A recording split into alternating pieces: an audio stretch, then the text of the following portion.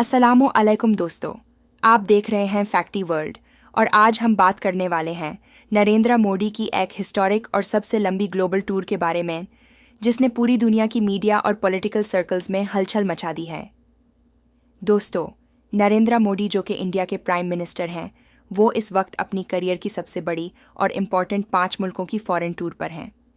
ये टूर सिर्फ एक डिप्लोमेटिक विजिट नहीं, बल्कि इंडिया के ग्लोबल इन्फ्लुएंस और सॉफ्ट पावर को मज़ीद स्ट्रॉन्ग करने की कोशिश है।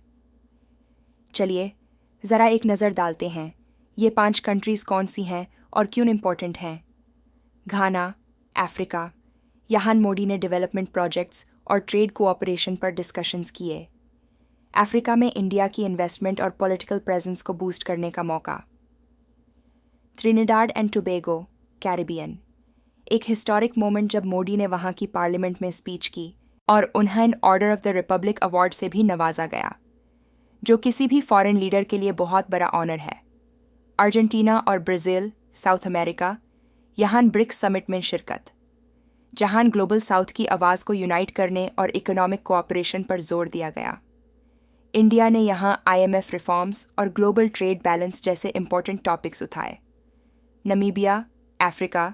ये विजिट एनवायरमेंटल और एनर्जी कोऑपरेशन के हवाले से बहुत अहम है। Solar projects, wild life conservation और स्ट्रैटेजिक पार्टनरशिप्स पे बात हुई। दोस्तों, एक चीज़ क्लियर है, इंडिया अब सिर्फ साउथ एशिया तक महदूद नहीं, बल्कि ग्लोबल पावर सेंटर्स में अपनी जगह बना रहा है। मोदी का ये टूर चाइना और US की ऑनगोइंग ग्लोबल राइवलरी के कॉन्टेक्स्ट में भी देखा जा रहा है, जहां इंडिया अपने रिलेशंस अफ्रीका, लैटिन अमेरिका और ग्लोबल साउथ के साथ और स्ट्रॉन्ग कर रहा है।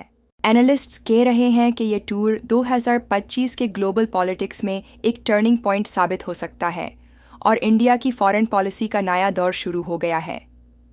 दोस्तों, आपका क्या ख्याल है? क्या इंडिया सच में एक ग्लोबल सुपर पावर बनने की तरफ बढ़ रहा है?